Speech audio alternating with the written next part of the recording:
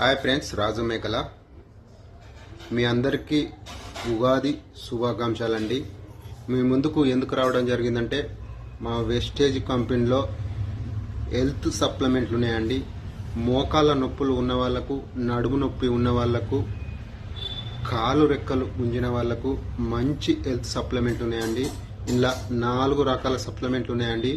ఇవంటే ఇందులో ఒకటి కాల్షియం అండి, రెండోది గ్లూకోసమినా అండి, మూడవది ఫ్యాక్స్ ఆయిల్ అండి, నాలుగవది నూనె అండి.